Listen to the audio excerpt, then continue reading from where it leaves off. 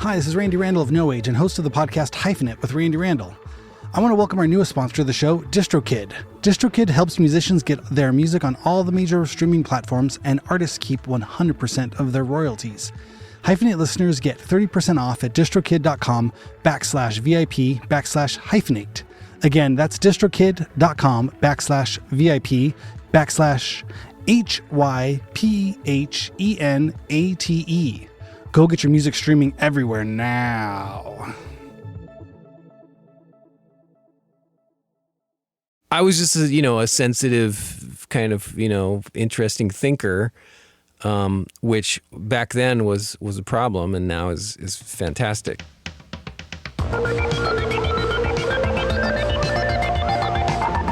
What's happening? How's everybody doing out there?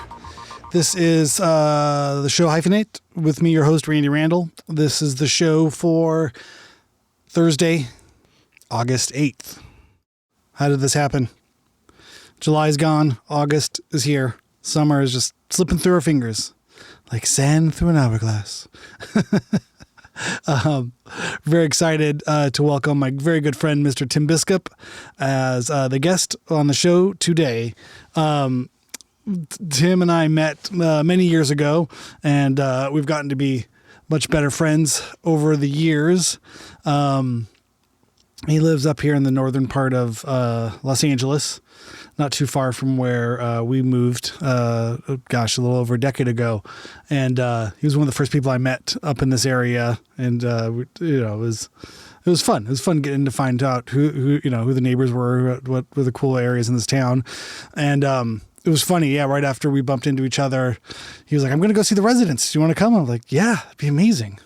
And we went and saw the Residents at the El Rey, and I got to hear a little bit about the backstory of him playing music and some of the other stuff. But we were originally first met, I think we get into it in the interview, but maybe we don't. We first met at ATP, the Nightmare, what was it called? The Nightmare After Christmas.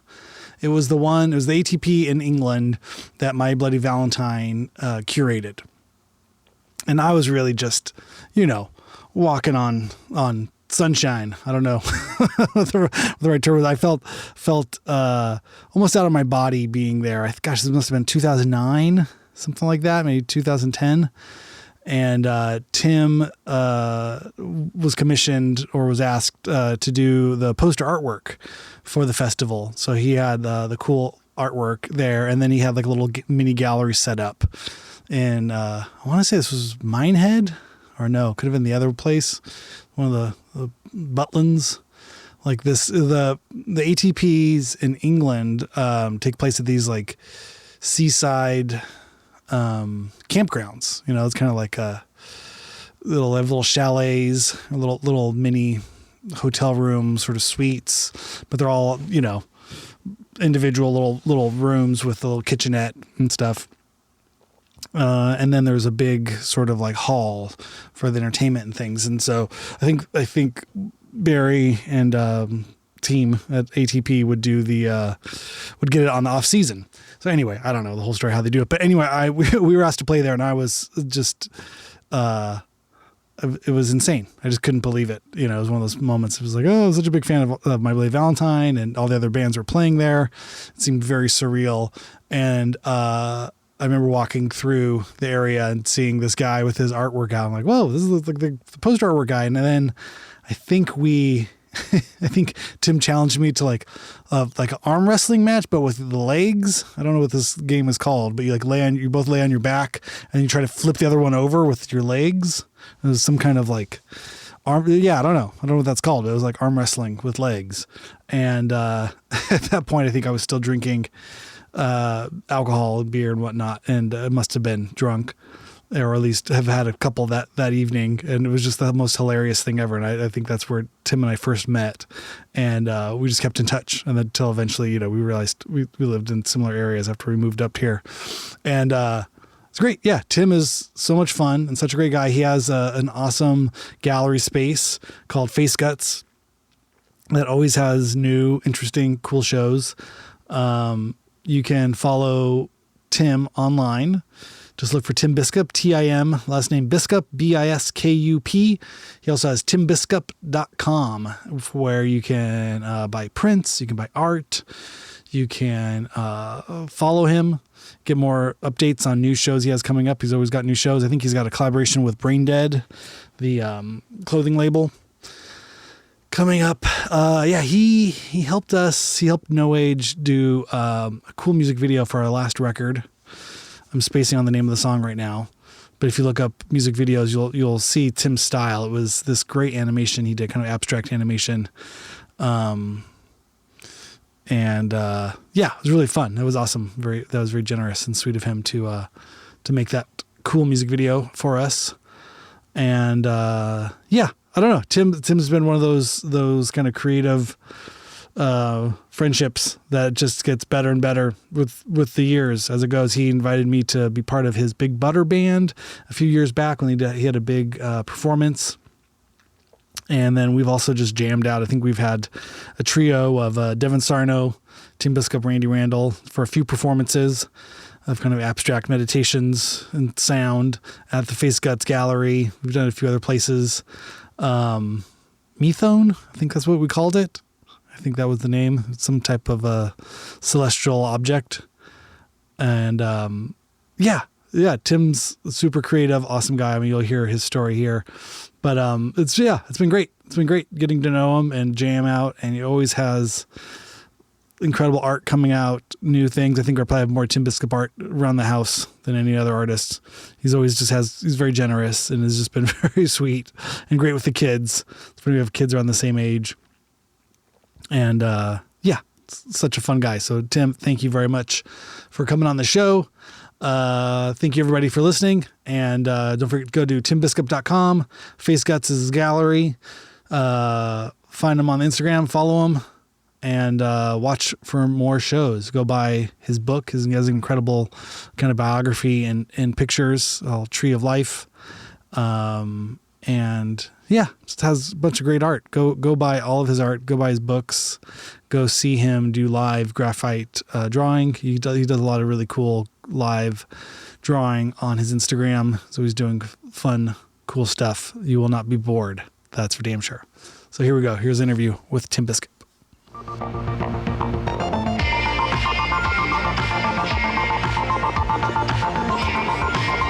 Tim Biskup, thank you so much for coming on Hyphenate. Randy Randall, thanks for asking me. About time.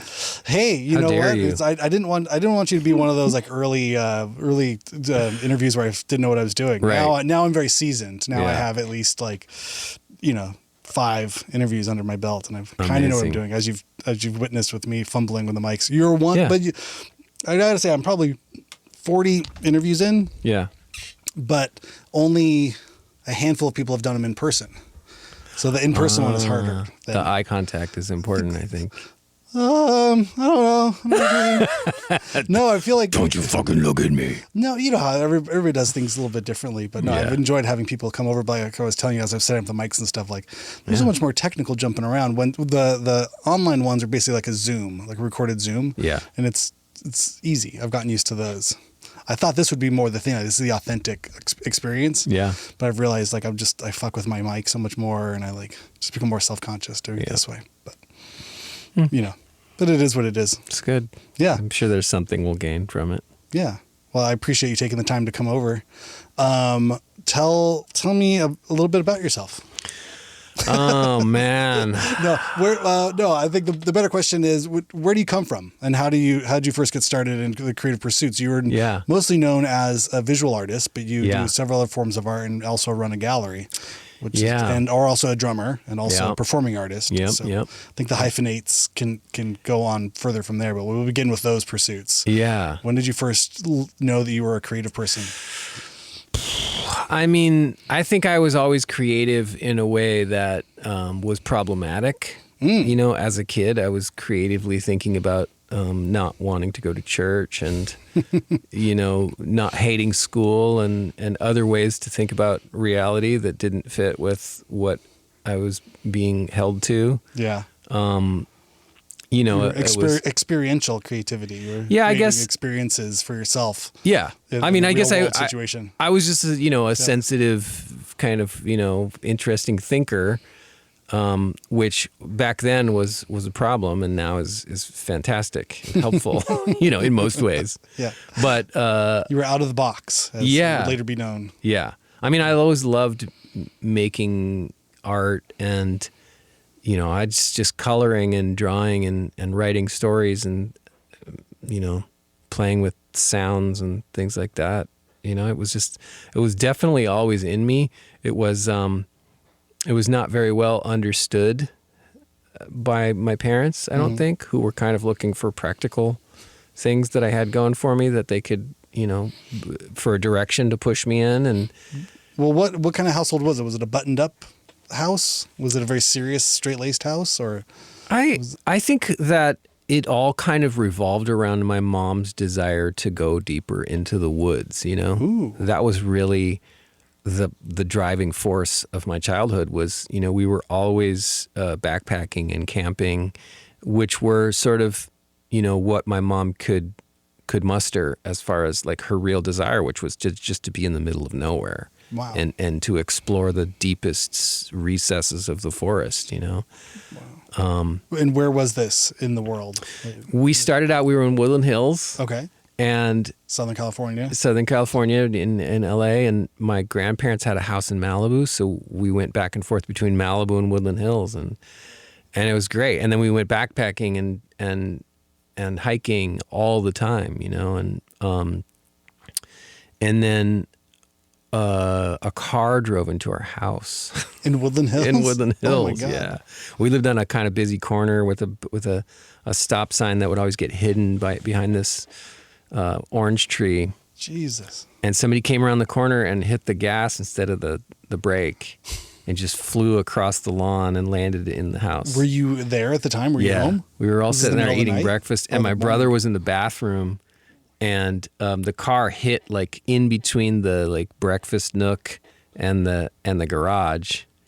And my brother was in the bathroom, and it was just like the wall just folded towards him, like pressed up against his knees, Insane, but he wasn't hurt. He wasn't hurt. Nobody was hurt. Holy shit. The driver had a little bump on her head, but yeah. Talk about reason of faith or not faith, or something divine. A moment of clarity. Of that, yeah. But we moved to the country. We moved after that. Yeah, that was the break. It. Like, okay. I think my parents were always. My mom really was looking for a way to get us out of LA, and that was the excuse. Yeah, a car landing in your living room in the morning before school was enough to be like, hey, what if we didn't live here? Yeah, what if we weren't worrying about every car that we hear screeching around the corner? I get it now. At the time, I was just, stress. I was really, I wanted to be where I was. I had friends there, Sure. and my friends were all getting into interesting, creative things when I was 9 years old. They were already listening to music and learning how to do like magic shows and stand-up comedy, and like they were kind of starting to figure out who they were. And then I was out in the middle of nowhere in Clovis, California. Yeah. Okay. I know Clovis, New Mexico. I think I don't know which one's a wide spot on the road, but bigger or better, but I just didn't like it. It was outside of Clovis too. We were like 5 miles away from Clovis. And what's the nearest town to Clovis? What is that? Fresno. Okay. Yeah. So yeah. They butt up against each other, and it was just, a creative wasteland. Wow. From where you were at, from where you were coming from, Southern California, yeah. suburban. It was Disneyland was there, and Magic Mountain, and movie theater on every corner, and other kids were getting creative, and it was just all of a sudden it was all gone. Did you ever see Captain Beefheart at the house in Woodland Hills? No. Oh my God. Do you know about this house, the Trout Mask House? No. It's in Woodland Hills. Just off Ventura, about like 5 minutes towards the beach, up the hill a little bit. Oh, you've seen the cover art of them, or they're kind of hiding under like bridges and things, and everyone's got little costumes on. Yeah, the feather boas and stuff. Yeah, mascara snake. But anyway, yeah. That's what my tax guy is in Woodland Hills. Yeah. And then I've just happened, after dropping it off, I'm like, can you Google trout mask house? Or kept in front. I was like, oh yeah, it's 5 minutes from here. And I went to the drive, and there's a big sign like, no trespassing. Please do not walk on here. But I'm sure I'm not the first person. With, some middle-aged man with scruffy chin, like poking around their property. I'm always amazed at what was going on around me, in the 60s in Woodland Hills and in Malibu. Like, we went in the perfect timing. Yeah, they would have been there. Oh, we walked past a house in Malibu once where there was a full-on naked orgy, and we just were, we're a quiet seaside town. I was like we don't need 7. like you here. Yeah, I was like 7 years old, and I just look over and I'm like, what the fuck? And my mom was like, okay, come on, let's go. And I was like, wait a minute. The nature lovers. Yeah. It wasn't like you could see people fucking or anything like that, but like it was fun. Naked. It looked really fun in there. And I saw like naked volleyball games, and oh my God, it was amazing. Incredible. That was the 60s, 70s of Southern California. The 60s on the beach in Malibu, man. Like, it's like Annette and Frankie, but this was for real. We lived between more like Charlie and Twiggy, or something. Yeah, we lived between Larry Hagman and Cher. Shut the fuck up. Yeah, but wait, how does this? Do you mind if I ask what were your grandparents or parents? What was the lineage that afforded them such entree into these worlds? Well, first of all, they bought the house when it was, first available. Okay. So it wasn't a super huge luxury to live on the beach when they got there. Just had good taste and the right timing. Yeah, but as time went by, it became like, oh shit, this is like hugely valuable spot. And then they passed away in the 80s, and my uncle, who was kind of in charge of that stuff, sold it, and wow, that's it. So they were just happening to be there at the right time. I know that share house. I know exactly what I'm talking. It's right off PCH on the corner there. It's a big thing. It might be different. Maybe it's a different share It house. might be. Okay. Yeah, it's probably a different place right now. But like, Chastity, we used to play tennis with Chastity every once in a while, Wild. And it was, it was a trip. And Larry Hagman was I Dream a Genie later. Yeah. Dallas. He used to do this thing every year where he would, I can't remember, maybe it was 4th of July or something. He had all these flags, and he would hand out flags to people on the beach, and they would have a parade. Oh. Flags from all over the world. Oh, okay. I thought like American flags. Yeah. Like world flags. Like one American flag, and then every other flag he could get his hand on. His own little Model UN parade going by. Yeah, That's incredible. Pretty sweet. Wow. And I'm trying to think of his character's name. It wasn't Major Healy, right? That was the friend. I don't remember. It was Major something, and she would do the thing. And yeah. I guess she's called the Master. Yeah. That was a different time. I don't think they could do that show again. You are my master. Right? Yeah. No. Different world. Or it would be something else. I think so, right? Yeah. It wouldn't be prime time. Yeah. Somebody will reboot it. There'll be a movie. Right. That's when they did a Bewitched movie with Nicole Kidman and Will Ferrell. Yeah, there you go. But for some reason, the I Dream a Genie. But it could hasn't do happened it. yet. Or could you do a culturally sensitive version of it? Someone, I'm sure if there's money in it, they'll figure out how to do it. Okay, so then Clovis. Yeah. And this is not quite Northern California, but close enough to where, now does San Francisco between. give you the pull? Is that sort of where it was right in between? It was the armpit. Oh my God, literal. Yeah. And like right as we were leaving LA, I remember seeing in Time magazine there was a story about punk rock. Oh. And it was like the main focus was like the Germs and Throbbing Gristle. Oh my God. And I was so freaked out by it, and like I was like, what Both is of this? those bands to highlight as like early punk, not like British, or I guess British, but not, you would think Sex Pistols would have kind of taken the mantle. Yeah. Ipso facto. But it was really kind of like, specifically, maybe the story was about like gross stuff happening on stage, okay. And of course, Throbbing Gristle, they were, always covered in blood and shit, so, and Darby whatever. had his own kind of train wreck. Yeah. Give me a beer. He's going to give me a beer. Yeah. I need a beer. That's incredible. Well, yeah, and then I guess Fresno and that, what do you call it? Not mid-state. What is it called? The Central California. Central California, yeah. That would later go on. Would be, there was country. You had Dwight Yoakam, right? Kind of the California outlaw country would sort of be happening around that time, and then also probably parallel to that, the Pavement was probably the other kind of like musical known thing, but maybe that's later, I mean, or that's an unknown quantity I guess early on. When I was, I remember going to high school, being like a freshman in high school and seeing a Black Flag flyer on a pole, and this is probably 81, Yeah. And there were bands starting out in Fresno, like Capital Punishment, and there was one called Nazi Bitch and the Jews, and I remember seeing that on a flyer and just being like, what? Oh my God.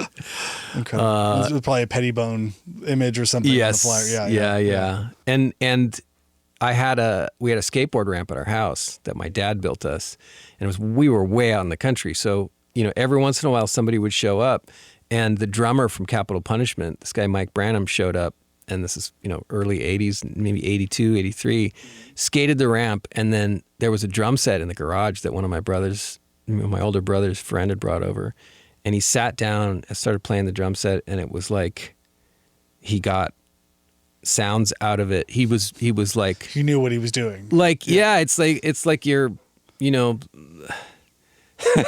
the only analogy I have in my head is that it's like the coolest guy in school shows up and like fucks your girlfriend and you hear her screaming from the other room and you're like, what?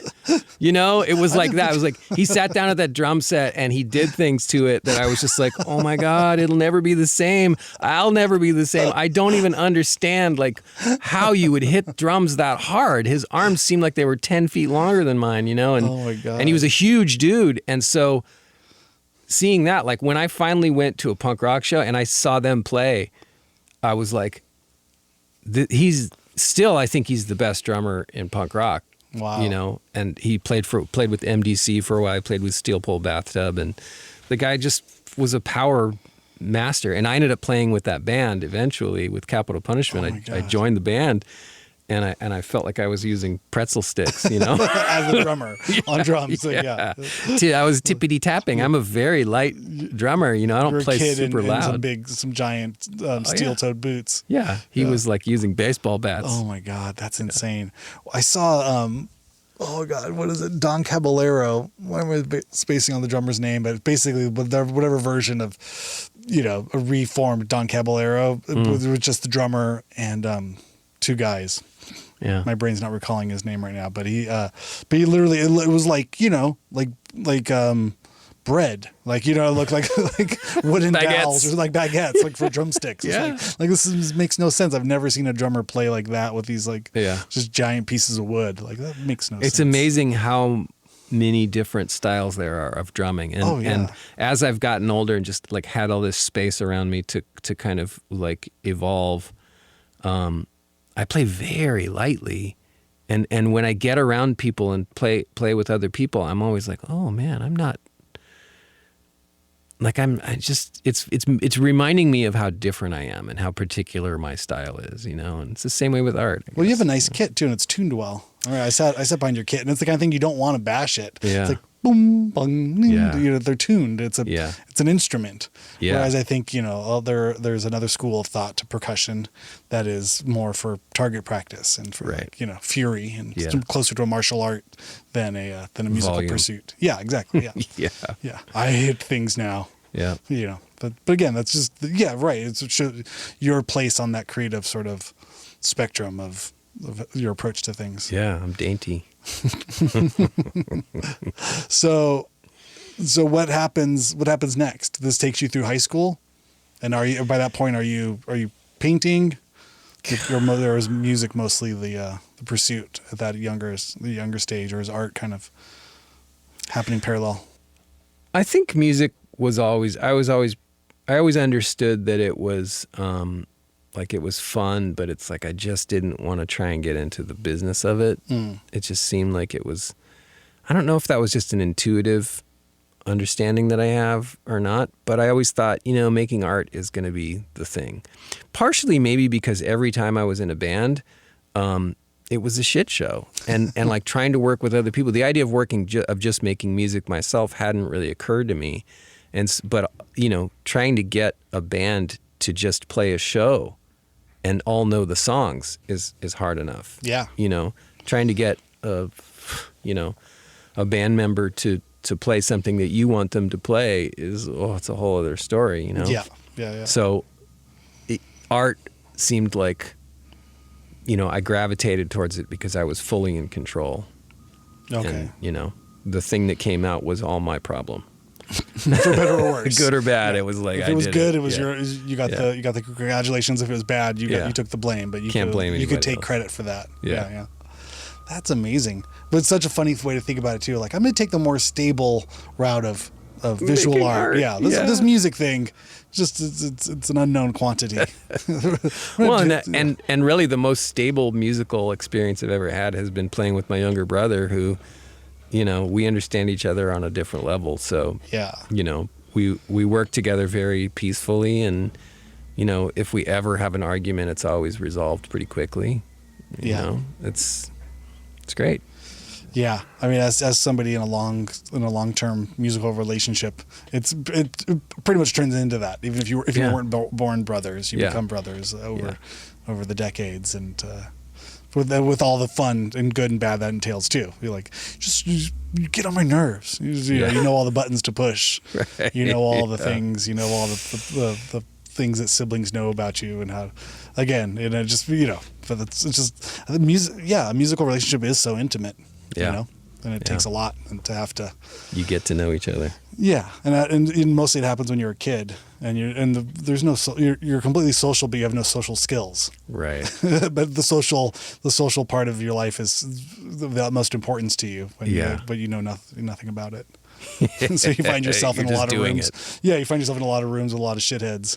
Yeah. Should we be best friends? Should we all put our money into the thing and rely on each other and have some sense of trust? Do we really have to like each other? Yeah. No. Yeah. It's amazing if bands work for any period of time. Yeah. Shocking. Yeah. Yeah. I look at a band like Weezer and I'm like, how do 4 people stay together for that long? I mean, they've changed members and stuff like that, but it's like. Well, really only one member. Only one position's been rotating. That's true. Yeah. The bass. The rest of the other 3 guys seem to have figured out a way to keep it together.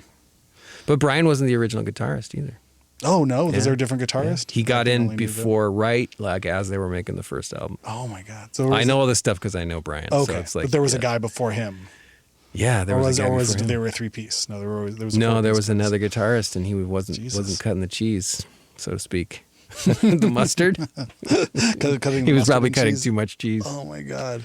Yeah. That's wild. Well, you figure stuff like that too. Bands that do that well for that long, there becomes a financial sort of component to this is a job. Yeah, let's all be professionals. Yeah, or as close to it as you can. Yeah. Approximate a professionality of. Yeah. They seem to work as a professional band. And it's easy too, because there's in that band in particular, and I think that's how most things work. Is in creative partnerships, there usually is a benevolent dictatorship. Yeah, that seems to work. Yeah, in everyone's favor. Yeah, specifically the person in charge, but everyone else, if you're able to kind of go along, like they're the one leading the way. If I want the job, that's the guy. Yeah, that's the guy who's going to pay my bill. Or he's going to pay my salary. That sort of seems to work. But the partnership, the real true democratic partnership in a band thing, that's where I think people get fucked up about it. Right. Yeah. It's like, well, we all got to vote on this thing. I'm like, oh no. There's going to be trouble. Because then you form cliques, and there's, you know what I mean? And then these 2 people partner up. I think that's the one thing with Dean and I as a partnership, there's just 2, but there's literally 2 people. Yeah. And it's, there's no other clique, or there's no other thing of 2 against 1 or this or that. It's just like, we have to honestly both like wanting to do it. Yeah. And if we don't, then we don't do it. And a relationship between 2 people is hard. Yeah. As soon as you add another person, it's like, what the fuck? Yeah. Help. Yeah. Wow. Okay. So music goes through teen years, and then at what point do you go to school? Is there formal training in your artistic pursuits, or how? Yeah, I went to, after high school, I went to art school. Well, I took a year off, and I was taking printmaking classes at the City College in Fresno, and really liked it. Really, I was doing a lot of silkscreen printing and things like that, and then I went to Otis to do art school. Oh, cool! And while I was there, I was putting on shows with my noise band. Well, now know. you're back in LA. Yeah, I'm that's a back in big LA. change. Yeah, That it's all was changed. really important to me. Living in Wilshire, not Wilshire, Is it Hancock Park? no, MacArthur Park. MacArthur. Oh, wow. Like living next to MacArthur Park. Wow. Back when Otis was down there, so Yeah. it was sketchy. And doing noise shows in the stairwell of the parking garage, and amazing. things like that. And I had teachers that were, not for the first 2 years, they weren't seeing me busting my ass to be an artist, but I had this one teacher, Renee Petropoulos, who, when I was thinking after 2 years, I was like, I'm just tired of hearing people tell me I'm not going to be taken seriously if I make work like this. Everything was like very conceptual and right. painting is dead and all that, and I just didn't like that. And so as I was kind of turning away, Renee was just like, hey, you love music. You clearly love music.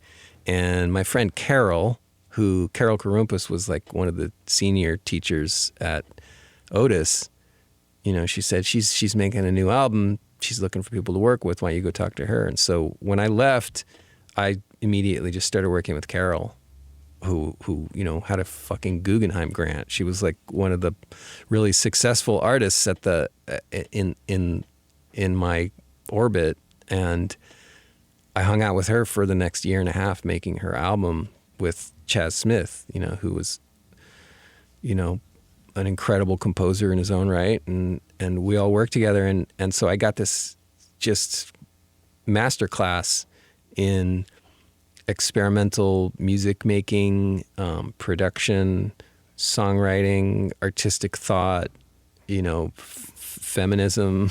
I mean, it was just like, it was everything that I really needed from art school, or a lot of things that I needed from art school that just weren't going in. But taken through that experience, it was just like, and that's really how my entire education has been. Just one circumstance after another where I'm like, okay, this is where I learn. Not knowing that I'm learning about business or, how to have a personal relationship and a creative relationship, on top of each other. Well, it's interesting too, because in that time in your life, when in that window that would be college age, those formal classes you take, but the real learning is the stuff that happens all around it. Yeah. And again, those social sort of interactions, that the girlfriend, boyfriends, friends, who whatever's going on there, and how to pay rent, how to the shit you hear at parties, right? Yeah, right. But those are the things that really will span the test of time. What happens in the walls and in the books is kind of almost like a placeholder. It's a thing. It's like a thumb to sit on you, to kind of, just get you to sit still in one place long enough so that you can have all that other stuff happen to you around you. Yeah. In some ways. And that's, those real experiences that take place during that time that aren't directly anchored into that thing. Yep. That's incredible. What was the record called? I don't know her. I'm not familiar with her, her music or art. It's called La Lucha. Okay. We did one live show at Lace back in 89, I think. 90, something like that, when the record came out. And at the same time, I was making Big Butter records with my brother, and the first 7-inch that we did came out in 87, I think, when I was leaving art school. And this was your self-released? Yeah. You had a label, right? Yeah, I had a label, Duck Butter Records. Amazing. Yeah. And we connected with the Residents. And they agreed to distribute our records, and so Ralph Records, yeah. Did they have their own distribution? They were really good. Wow. They had, the Buy or Die catalog was always a standby for me. It's where I got all my music, and they put our records in there, and it was our perfect audience, That's amazing. We didn't sell billions of records, but we sold them to people who we wanted to sell them to. Selling any records is an accomplishment. It was pretty great. At that time. That's incredible. And you got to know the people behind the Residents? Mm-hmm. What was that experience like, or how was that? What was their influence, or their sort of like, what was it being around that orbit? Yeah, it was amazing, because I started hanging out with people from the label, and and came to the Residents as a complete enigma. I was like, I don't even know nobody knows who these people are. So I didn't know who I was talking to. I didn't know that, he was actually one of the guys from the original Residents. And I was like, oh shit. Okay. And then I met like the singer of the Residents and, and heard the accent, and everything. And I was like, oh my God, this is the guy. And, it was, to me, that was like a dream to work with the Residents. That was incredible. I ended up doing projects with them, and it was just, mind blowing. I mean, I feel like they operated in a space that was, and again, this is me kind of, coming, maybe a generation later, but it felt like once you understood there was like major label music and there was independent music in the same sort of way, that there was, just understanding the world as like, oh, there's commercial stuff and then there's independent stuff, which is also for sale. However, it's not really made for or by the people who are the same commercial sort of things. And I think, if there would be a gateway drug to the Residents, it'd be something like maybe Dr. Demento or Devo. And not taking anything away from Devo, I think what they did, obviously, they're legends for a reason, but they were on MTV. They were on a major label. They had access to a thing, and they operated in a world that was they were the weird thing in a very straight world. If you think about the world as being a very strange place in itself, I think the Residents would sort of be the weird band in the weirder world. Yeah. Oh, they were down the rabbit hole. For sure.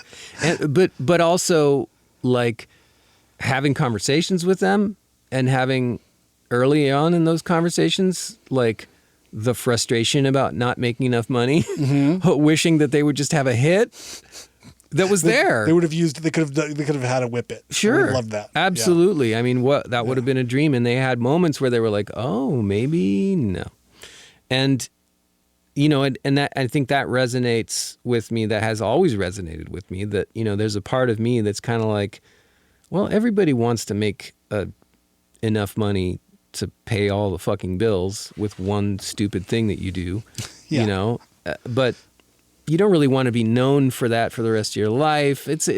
There's a whole paradigm there that I kind of see as being part of every artist's life, is that, you want to pay the bills.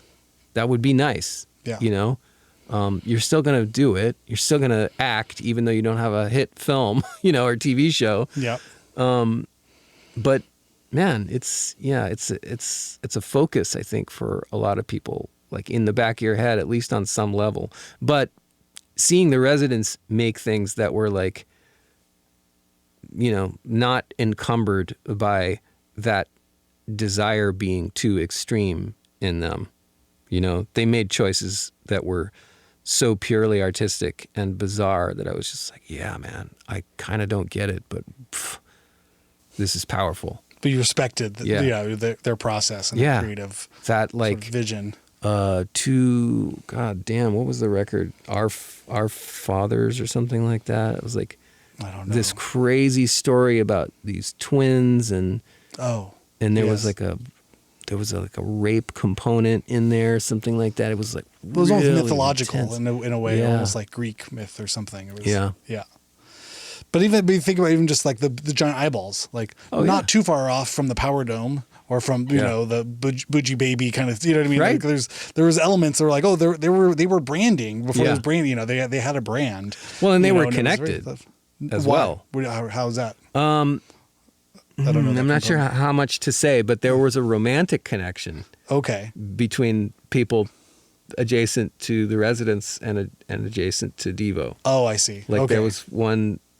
They were aware of each other socially. Yeah, they were connected. Yeah. Oh, I see. Literally.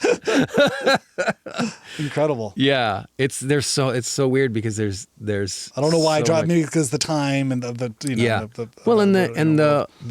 the universe that they were both working in was very experimental musical territory, and Devo was not. Nobody would have called them a pop band by any stretch of the imagination until Whip It happened. Wow. They were a trip, and that was about it. And it's funny because they both did versions of Satisfaction. Oh my God, yes. The Rolling Stones song. There's two different covers, and they both did their own, and it's like the Residents one is insane. Yeah. But the Devo one is insane too. Yeah. I mean, they're both just insane in different ways. I have the Residents one on yellow translucent vinyl with like the big gorilla, like the stretchy gorilla on the cover of it. I can't get no. So good. It's incredible. So okay, so we're kind of populating your creative world in some ways of this, kind of Southern California, late 80s. Also an incredible time. Oh, I was going to say too, in talking with some of the Pavement people, with Steven and Scott, they,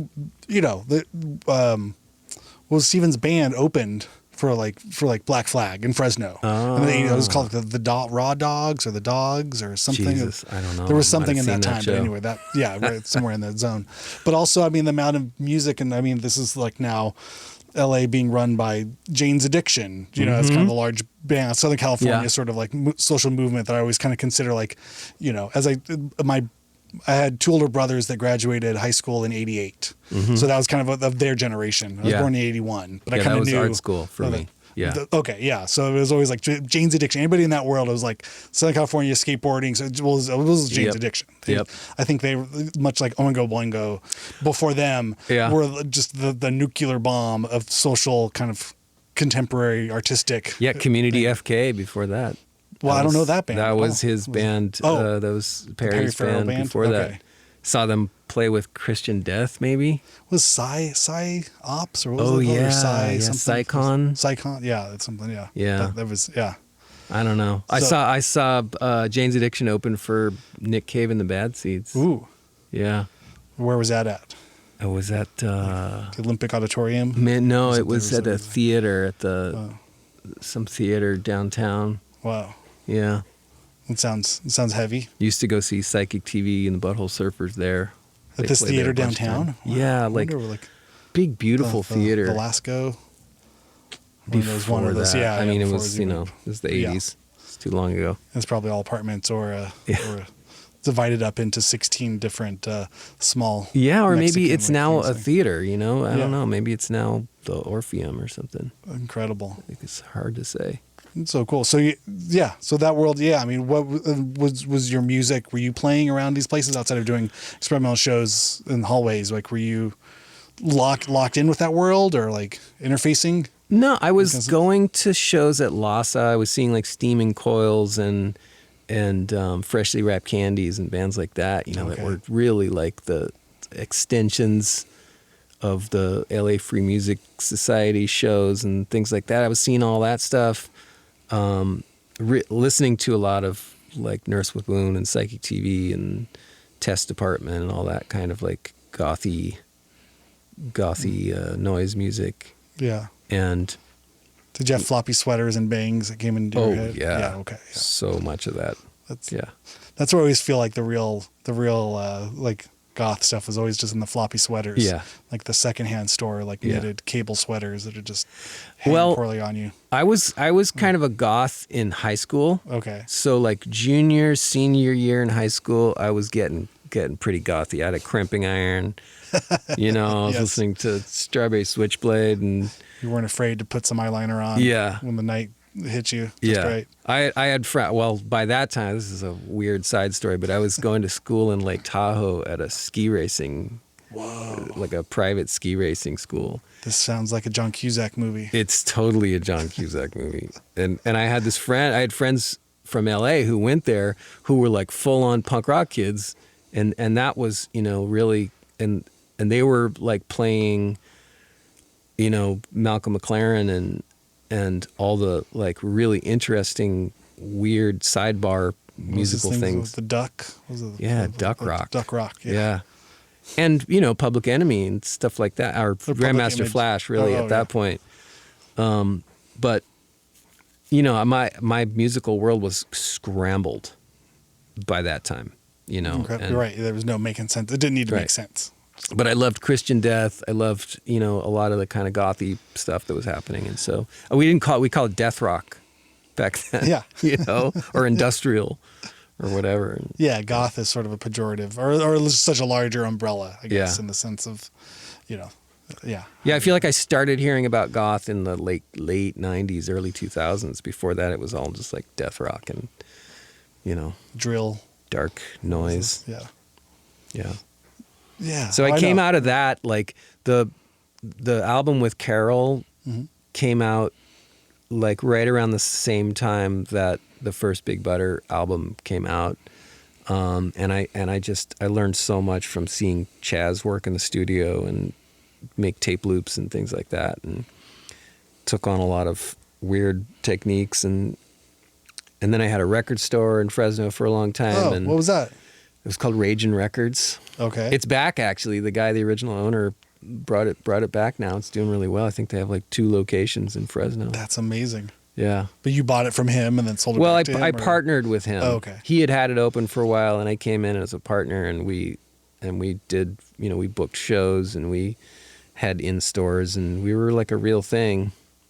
And then, eventually I got less into the music stuff, and I started seeing Ren and Stimpy and Pee-wee's Playhouse and, all the visual entertainment stuff that was art.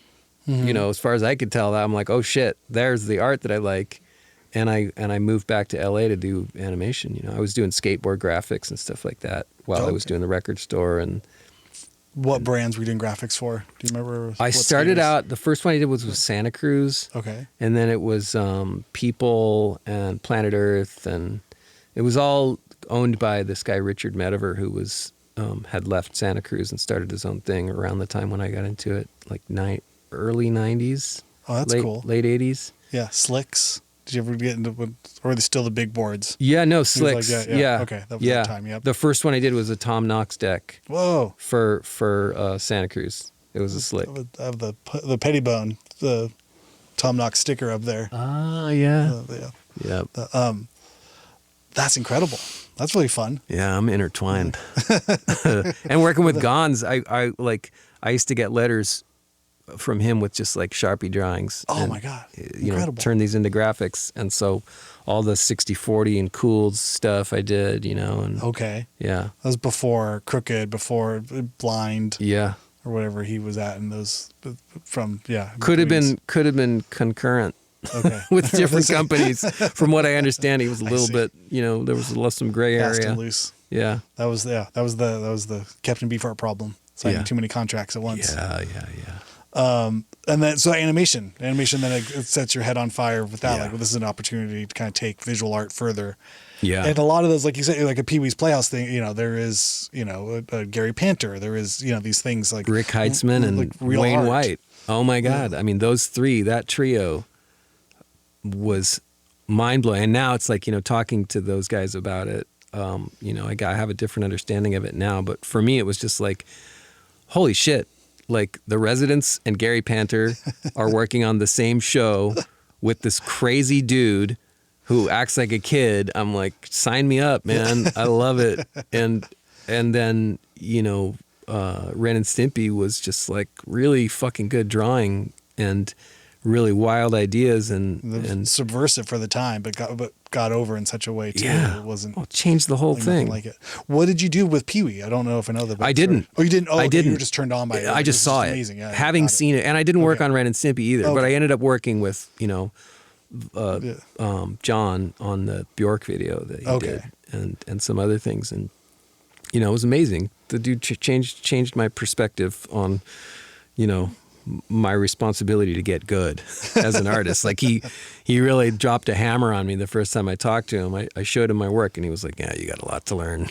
I was like, yeah, okay. Okay. And he kind of gave me direction and sent me back to Fresno, like with my tail between my legs. But it got me motivated and I started becoming an artist, So you're telling me there's a chance? Yeah, kind of. Yeah, it was a dark moment. And he gave me a few of those, like that guy was intense and he still is. I don't know. Yeah. Yeah. But yeah, 5 or 6 years of animation and I was ready to be an artist. Wow. I came out of animation. What were you doing with animation? So then you're applying these things and doing like character design or no? No, mostly background painting. Okay. I started up, I was just cleaning up files for people for the color department. And by the end, I was like, the background supervisor on a show for Cartoon Network. And it was, I learned how to paint. All the brush technique stuff that came to me throughout that was just like painting 18 hours a day sometimes. Wow. Because I was like full-time and freelance at the same time a lot of times and making money, and it was great. Painting backgrounds. Wow. Yeah. But doing anything that concentrated, there's your 10,000 hours, right? Of like just for sure. Or more, 10 times least. over. Yeah. But just doing anything for that long, you will develop shortcuts, skill, speed, craftsmanship, an opinion about what's good and what isn't good, because you've seen it done every which way. You've done it every which way. Well, and an understanding of the process from a point of view of practical time constraints. Like how am I going to get the most interesting shading in here in a way that is fast and is dynamic and like makes it count. Mm-hmm. So it's like maybe it's a foam roller, maybe it's a sponge, maybe it's a combination of a sponge and salt and a water sprayer and a badgering brush. It's like those kinds of decisions are with me forever. Now it's like I'm so efficient with the way that I paint. I get stuff done so fast. All my artist friends are always like, dude, the fuck, they spend so much time working on their paintings, and I'm just like, done. Well, it's like the Warhol school of painting. Yeah. There was that great quote of him asking Glue, like, how many songs did you write today? It's like, none. It's like, oh, I've done 15 paintings today. Yeah. They're all for sale. They're already sold. Yeah. And you're like, oh. And you're like, okay, never, the way to make someone feel lazy was, we got to keep that's part of it. Yeah. Is to keep making the things. Yeah. That's incredible. So I had a friend, this older dude who had worked on the Flintstones, and oh my God. And he told me how they made those backgrounds, and he said, it was just like one paint roller across the entire pan background, and that was the sky, and then another one off to the side a little bit that was the ground, and then a big old sponge. You go around, you go house, little house, tree. It was just like. It was all bam, bam, bam, and it was done within 15 minutes bam, bam. sometimes. There you go, bam, bam, bam. Yeah, that's incredible. But again, the time, the money there. I mean, was that Hanna-Barbera? No, yeah, it was. Yeah, they notoriously. Well, and they were incredibly beautiful paintings because the people who were making them had 10,000 hours or more of, frilly little plants in them, and so here comes another one, and it's perfect. Well, and just that age of like, it was minimalism too, where it wasn't a bad thing to not have the filigree on everything. Like it was doing the most with the least amount there. Yeah. Simplifying something. Why make it 10 steps if you could do it in 2? Right. That's and one dab of the sponge equals sitting around and drawing little tiny rocks. Yeah. For 8 hours. Yeah. No way. It's just the same thing. Yeah. It's the same amount of ink or the same amount of paint is on the surface with one motion versus 10. I don't get paid by the hour. I get paid by the piece, right? Or something, or the timing of it. Like if I waste my time, or I could just do it more efficiently. And that's part of that. I love that too, when people are just good at what they're doing and you're like, you just got that done so fast. Like, but you charge all this. Like, well, yeah, because I spent, the past 40 years learning how to do it that fast. This is what I mean? That's where I am now. This is the cost. The cost is the 40 years I spent knowing how to do this. Not to keep good. I just got it's post tax season, but my tax guy did it so fast, and I was like, I'm happy to pay you for that because we didn't have to file a thing, and you did that so fast. But I'll still pay you the full rate. I'm not, it's not the kind of thing we're into here, or that's not the feeling of like it doesn't have to get done. I think that if you know what you're doing, it should be fast. It should be good. Yeah, that's great. Well, the graphite drawing is the thing now lately, and that is incredibly fast, incredibly efficient, but when I explained to people how many years I spent thinking that I might have broken my thumb from all the pressure that I was putting on it day after day, making these drawings, it hurts in a way that you don't, it's not like I've done something here to my thumb. You've permanently etched my whole hand place of graphite that goes into it. Yeah. Oh yeah. there's pressure that's not normal. You know, it's kind of like somebody putting together an iPhone, you know, Yeah. somewhere they're getting repeated stress injuries. You know, Oh, God, I've done yeah. that to myself for years, and it's like, I don't really know what's going on in here, but it feels like this is probably fractured and put back together a couple of times right here. Have you gotten those shots in your finger? Do you ever get trigger finger? I haven't. Oh, I've gotten it from, I'm assuming it's from guitar. I mean, it's the only thing I do all day Yeah. long is play these guitars. But yeah, like the thing of I'm demonstrating the joint and the thumb will just get stuck and then Yeah. it'll pop out and it hurts when it pops either way. It'll just get Oh. popped like it can't go all the way in and it'll snap. So you get, they're really nice. They put a needle right in your, right in the middle of your knuckle, right in the middle of the joint. Go ahead and shoot stuff into it. It hurts like you would imagine it does, but then it works. I got my thumbs back. Yeah. And I had to do this big pointer finger one that was getting curled up. Oh man. Yeah, I have this. That's fun. Oh, that's a good one. That's from punching a door. The door was much stronger than I thought the door was going to be. I pictured it exploding into a million pieces. Wouldn't that be so good Yeah. if things happen that way? Nope. You have to score it and then shoot it from the right angle and add the squibs Yeah, to it, and yeah. then you could cut it together in your mind. But it doesn't- No previs. no. But you bring up all these things that kind of, you know, midnight or early 90s, there was a sort of, you know, 30-year sort of cycle of pulling back this kind of googie sort of architecture stuff. And the sort of 60s, there was a reappraisal or reappreciation for that style. Yeah. I mean, where do you kind of sit with that? I mean, I'm not overly familiar with those things. I can talk in broad terms in that kind of way, but I see some of it's design, it's Yeah. ornamentation, but in a minimalism kind of way, with the shape and form. Was that something that played into it there? Yeah, that I mean, time?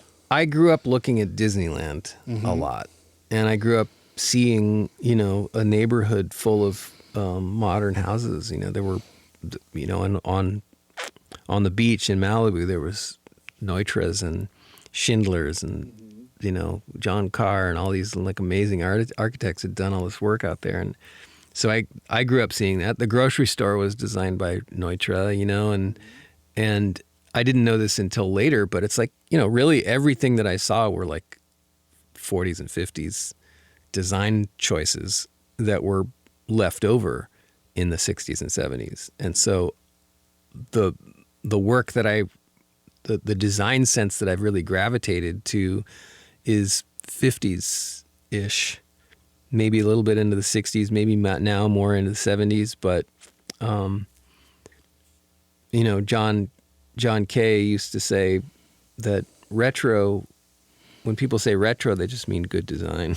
They don't know it, but it's like that's when good design really happened and flourished, was in the era of, you know, post-war modernism. There was an explosion of the way that people thought about form because of what they saw when they saw nuclear tests and they saw the form of the atom. Like the form of the atom was something pretty new and unusual. It wasn't a flower. It was like spinning energy. And so, you know, the natural extension of that was like psychedelic art. And I think the early version of psychedelic art was a building that stretched way out to the side and letters that goofed off over here rather than making the word the priority, you know? So I think that there was a psychological change that happened to people as well, you know, with the consequence of nuclear war. You know, all of a sudden we can destroy ourselves. We better get our shit together and start thinking more deeply about life. And so, you know, I'm a product of that era when, you know, everybody had been experimenting with ways of thinking and ways of designing and houses and everything. And then I popped into the world and I saw all of that. And at the same time, I saw, like, you know, Scooby-Doo, which was clearly not as good as Bugs Bunny.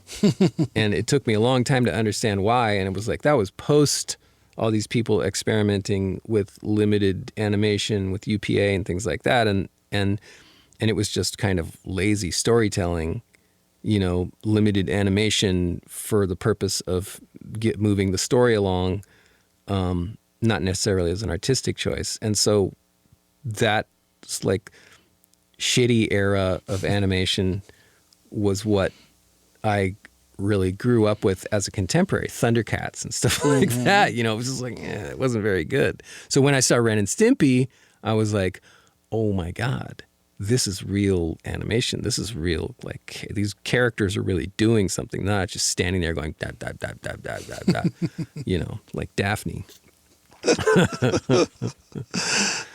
Yeah. I mean, I think it brings up this interesting sort of question too, where, you know, and I think having a progressive or curious mind and the idea of bringing things forward, you know, or like finding wanting to move the art form forward.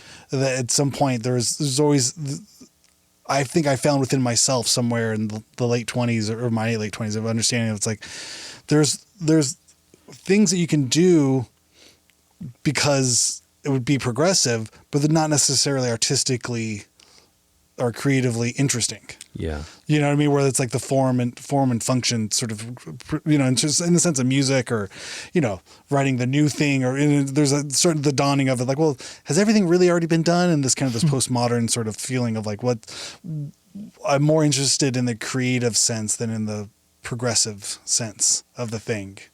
You know what I mean? Or the fact, or at least siloing them into two separate interests. The things could still continue to progress. But I think this also that also coincides with the sort of this digital age that I think, you know, just my generation went through, and the kind of the idea of, you know, I think post Phantom Menace into the 2000s, it was like, oh, and film and art and stuff, like digital is it could be anything you want it to be. It's like, yeah, but it's all going to look like crap. Yeah. So creatively, it's not interesting. Just because you could do something doesn't necessarily mean, you know what I mean? I felt like there was a progression, I think, in that digitalization sort of spanned forward into music and art and everywhere else in the world. You know what I mean? And there was a lot of this.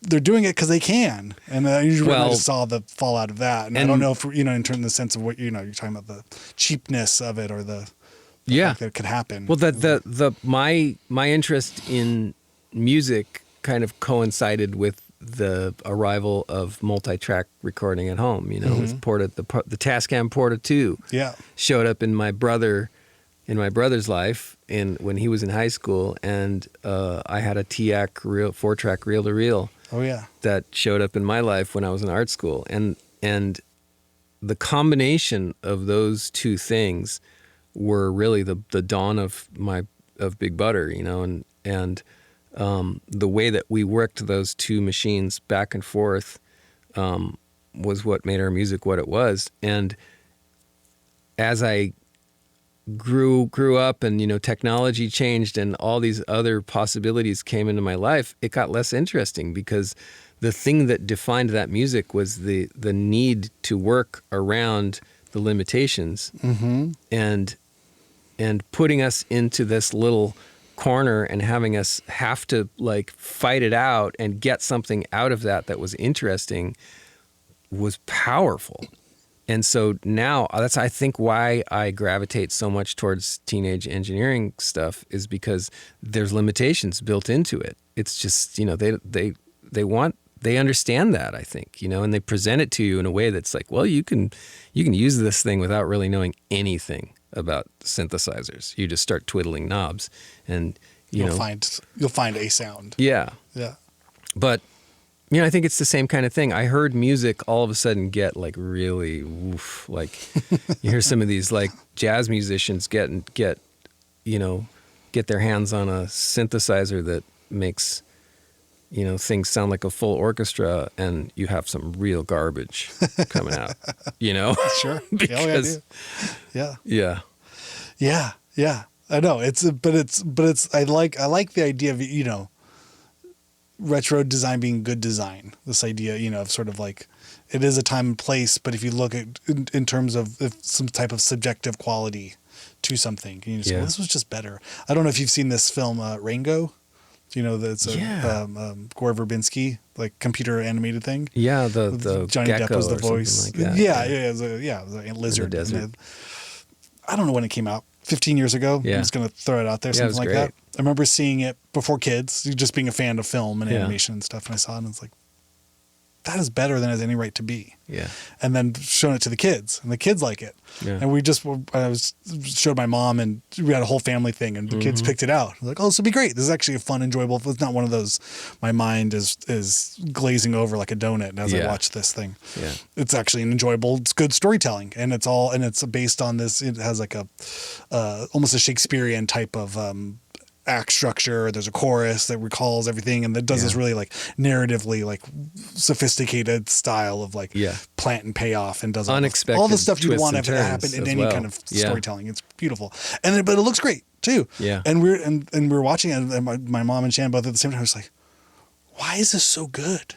Why does nobody made anything that looks this good, that is this fun? I mean, but there's the thing too, it just looks great. Yeah. You know, and it was that kind of thing. I was like, I don't know. It must not have made enough money, and for you know, you probably could make 10 piece of shit Minion movies for whatever it cost them to make that. It was my only guess. I don't have no idea what the financials are, or how anything's work, but I imagine that somebody figured out you could make it, split it in half. You know, make twice the money and spend a fraction of the cost of it or something.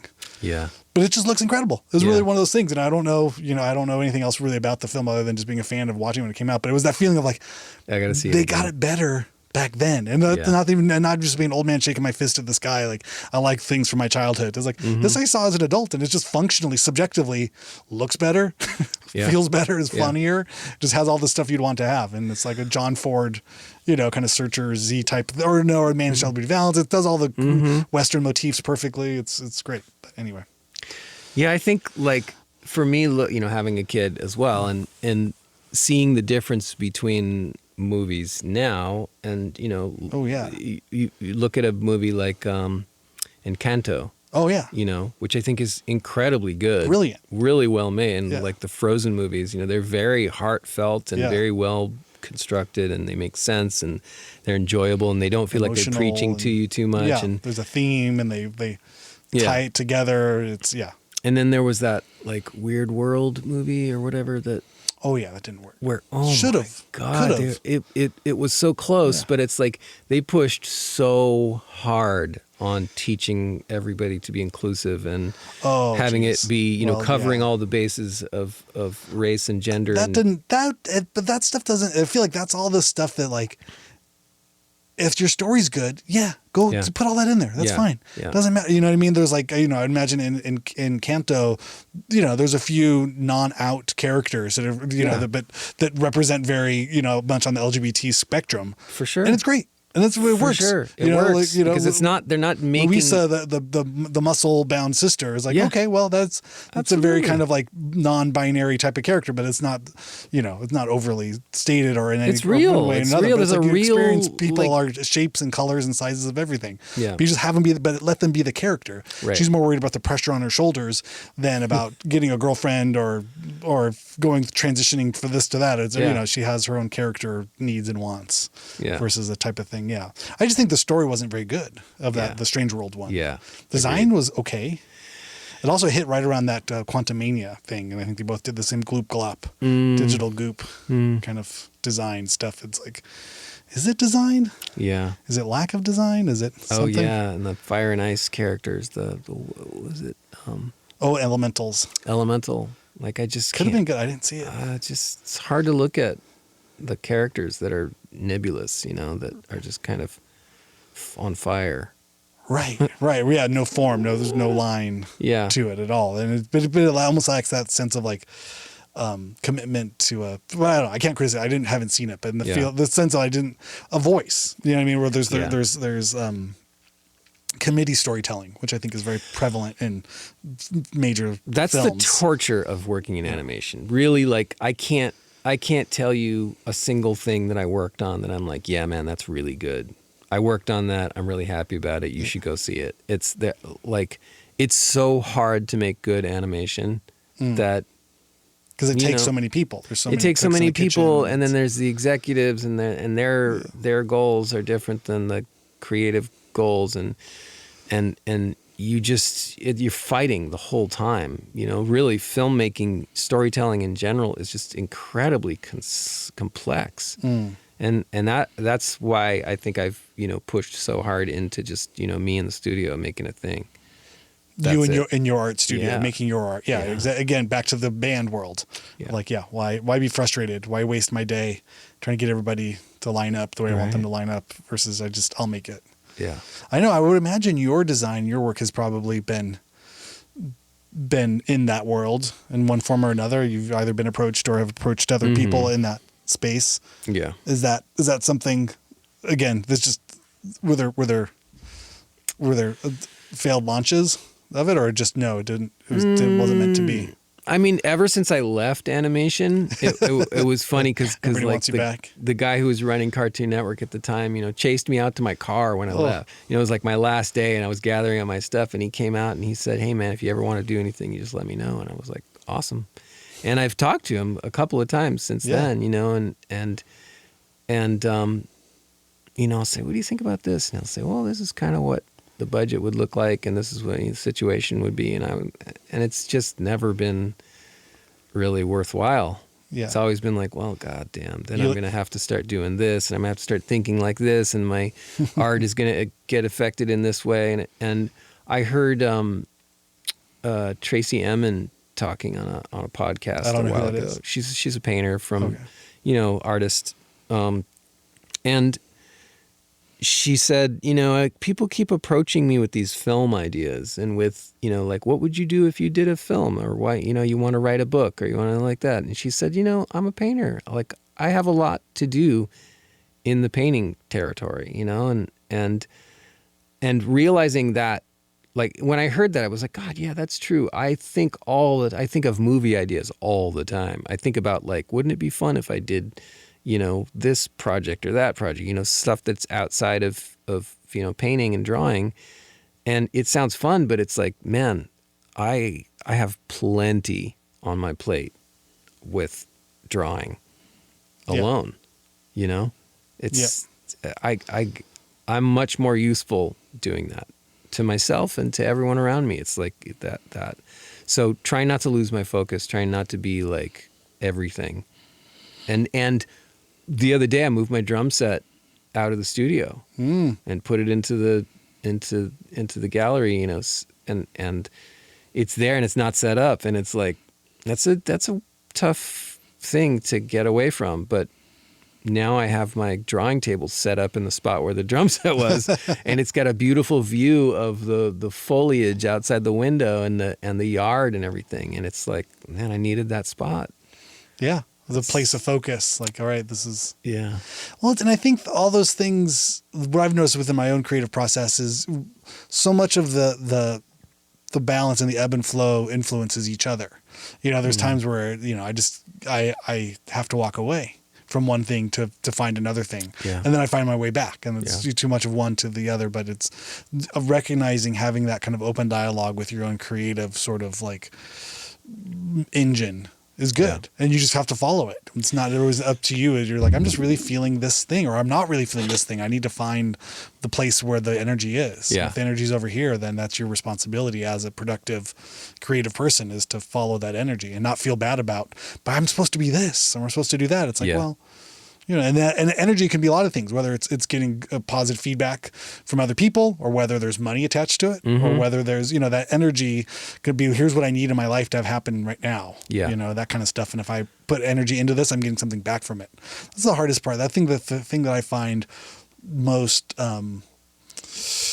stifling or damaging is when you put the energy into something and the energy doesn't come back, and whatever, again, way, shape, or form, whether that's positive things, whether recognition, whether it's money, whatever it is, but you just feel like, I did all this thing and it doesn't, and for whatever reason, you don't get the bounce back on it. And that's not always guaranteed. And a lot of times I find myself making stuff and putting energy into things just because I love doing it. The act of doing it itself is its own reward. There is no... That's artistic maturity, as far as I'm concerned. It's like, the ability to just trust that whatever you do is part of your process, and, follow the direction of your desire, and you'll be led to the places where, you take care of the things that are in the way. And you get to the thing that's really important. And I think that, the commitment to that takes a lot of the ability to let go to say, okay, I'm done with that and I'm going to move on to this now. And this is what's calling to me. And the payoffs happen in such non-linear ways that you just have to let go of expectations. You have to just be in the moment and say, well, it could turn out well, it could turn out badly, who knows? But here, this is what I got to do, and it's all going to make sense someday. I trust that, or it won't. It does need to. Yeah. Yeah. Who's saying everything's got to make sense? Yeah. It's not really your job to make sense of your life or your art or your career or whatever it is. But it feels good when you do, like understanding sometimes that, the payoff that I'm looking for is not going to happen, but man, this other thing that I didn't expect happened. And I didn't even see it coming, and it's enabling me to see this other thing that I need to get onto now, and I kind of compare it to like going to a party and you see the, one person that you want to talk to. Oh, Randy's here. I want to talk to Randy. Like if I didn't know you, I'd be like, oh, that's the dude from fucking No Age. I want to talk to that guy.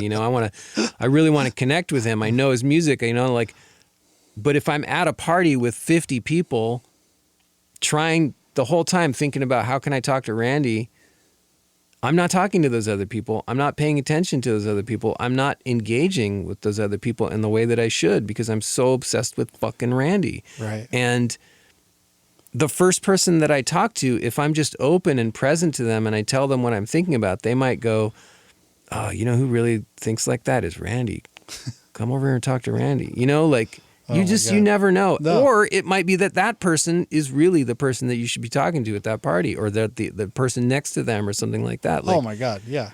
So I think of art that way a lot. Like the thing that I'm, if I get obsessed about all the movies that I'm not making, then painting's not going to be as fun. Yeah. But, if painting sounds fun right now, then I'm going to paint. Yeah. And I think there's that self-implied pressure too of, finding yourself in a multi-hyphenated sort of world, or yourself attracted to many things and being open to following many creative pursuits. Sometimes there can be the pressure to be like, why am I not doing a million things? For this Walt Disney sort of empire building sort of questing thing that can happen to hyper creative, ambitious people. Yeah. And you realize like, I don't need to do all those things. Right. Like, or the fact of it is like, you're not, most people that do those things are only good at one of them, and all the other things kind of support or you don't see the infrastructure behind it. It's like, well, yeah, or it when works because they can just slap their name on something, and then it becomes a thing. It's like, when you see somebody like Jaime Hayan, this designer, I don't know this, he's a friend of mine, and really, I love the guy, and he can, one of his posts will be, here's some glass blowing that I'm doing in Venice. And then the next post is like, here's a playground that I designed in Seoul. Here's a merry-go-round that I designed in the Netherlands. And, I want to do that. I want to do a playground. I want to do fucking glass blowing and ceramics and porcelain. And, and it's like, he's in a place where he gets to do all that shit. I can probably get, 5 other angles of art making in a day, but I want to do it like that. I want a team behind me. That's it. Well, that's just it. It sounds. Those just from the people I know that operate in that kind of level. It's 9 times out of 10 that playground started 25 years ago. Yeah. And it's just now it's coming to fruition here. But the first contact or the first design that was drawn up is something that's just been have a flame that's gone out 10 different times over the last, decade. And then when it does work, you have the ability, to kind of go, oh yeah, I just happen to do that. No, this is monumental decades of just bullshit and red tape. Yeah. That's always the hard part of that stuff, or whatever the team is too. Like, it's one thing to say you have a team, but you got to pay a team. Yeah. Somebody's got to pay. Somebody's paying this team. Hopefully I don't. Yeah. Right. That's always the fun part of all that kind of stuff too. When I see the people that are really doing the crazy things, there's a lot of stuff that I don't want, that I'm not jealous of. Yes. The life of those types of folk. Yeah. That have many hats and have the these great rewards. Also come with a lot of great failures, but those usually happen privately, and you don't always see them. Yeah. And so it's fun to kind of watch. It's not part of the Instagram post. Yeah. Which can be applied in general. Anybody that looks like they're doing great online or looks in life in general. Yeah. You pull up next to somebody in a fancy car at a thing, like that would be great if that was me. Right. And then you don't see the failed XYZ attempts at this, that, the other thing, the 10 children they don't talk to anymore, the bridge is burned, the things or who knows, or maybe their life is just pleasant as it is. You never know. But again, it's not like there's a 1-to-1 correlation to any of that stuff. Yeah. But I also always feel that it's always good to hear it from people, but it's also great too, because I know there's 100 people that want, like, if I could just do what Tim Biskup's doing. He's got plays music. He's got a gallery. He's got paintings. He sells paintings. He puts out books. He's done this. He's done. You know what I mean? You're always in a position, like, no matter where you're at, there's someone that wants what you have, and you want what someone else has. There's always a moment. Yeah. Where I realize, like, I have it better than so many other people. I gotta stop having FOMO about other people's lives, Oh my God! But it's it's part of the human nature. It's what we all do. Yes. Know what I mean? Yeah. But I try to just have that gratitude, and or the first time I paid rent from music, that was really if this never happens again. Right. The fact that I came back from tour with enough money I paid rent, and it was not related to a day job. Yes. It was just like, I did it. I won the lottery. The thing that was impossible, that no one said I could do. Right. The thing that was never going to happen. The thing that just, you know what I mean? Like, good luck doing that. Yep. It never happens. No, it never, never do that. And not that I've had any kind of, abnormal amount of, monetary or materialistic, success, but I've had a lot of little things, and a lot of those little things add up to a life at the end of it all. He's like, holy shit, it all somehow the one day turns into another one, and it didn't go down with the ship. Yeah, just make it one more day. Yep. Both of my brothers are artists, and we talk a lot about this stuff. And one of the things that we're always saying to each other is, success is continuing. Mm-hmm. That's it. Yeah. Like, if you're continuing to do your thing, then you're succeeding. You won. You won today. It's hard to feel like that sometimes when you're like, God damn it. Like, oh my God, nobody's buying the thing I made. It's like, but I get to continue. So one of the funniest things, I haven't really talked about it, but at some point in the last, my oldest son is 10 years old, turning 11 this year. And there was moments of that. That changes a lot of things, a lot of perspective on what it means to pay the bills or to be able to provide, monetary support, for a family and a child and stuff. And I've looked at, well, what are my options? Like, where's the sellout button? Can I just press the sellout thing where like I could just make all the money then? Yeah. I'm just going to go ahead and flush whatever integrity I have and go ahead and just, I'll just take the money. Check. That sounds great. Yeah. That's the thing everyone's worried about. Right? It's supposed to happen at any moment. There's people lurking around the corner with bags of money willing to steal your soul. I couldn't find them. They don't show up. They're not there. Yeah. I couldn't even sell out if I wanted to. That's the darker side of the artistic pursuit. Yeah. Sometimes you're like, I'm ready to give up now. Where's the thing? Yeah. I'm ready to cash in. Where's the easier life? Yeah. The thing that I'm so afraid of doing, giving up this thing and finding out like, like it's not there. Yeah. It's not there for me, which is a golden or a silver lining and also a darker bit of despair. Like, I'm really fucked. I have to keep doing this creative thing and figuring out how to make money at it. I really have to it's always going to be a struggle. Oh my God. It's hilarious that when I finally went through that line of thinking and got to the other side of it, I'm like, I can't even do that. It's like, it's like being, it's like option. Being Deadpool trying to kill yourself. You're like, it doesn't even work. I can't, that's not my journey. My journey is going to be here grinding it out and getting more creative. All that means is you have to work harder. Yeah. Be more creative and to be smarter. Yeah. Fuck. Why can't I just be lazy and successful? God damn it. I think it's all in the service of mental health, really. The bottom line for me at this point is, what makes me feel sane, what is really interesting to me and And sometimes it's the most impractical thing. And it's like, well, okay, I have to do this in order to, the Charles Bukowski quote that I always think about is, the poetry loosens the novel and the novel tightens the poem. And it's like, if people want your novels and you want to write poetry, you got to write poetry until the novel comes along, Mm-hmm. And so, like, there's a show at Face Guts right now that's like, there's no graphite drawing in it, Yeah. Because that's not what was calling to me, but that's the thing that people keep asking for. And so I'm like, yeah, I want to do that. I love the graphite drawing thing. And I'm getting ready to go on a tour of just drawing for people, and Oh, fun. But like, I had a whole bunch of like weird symmetrical paintings and drawings that I needed to make that have nothing to do with graphite drawing. And, thank God I have Face Guts and this, I can just like drop it into my space and say, here's my new show.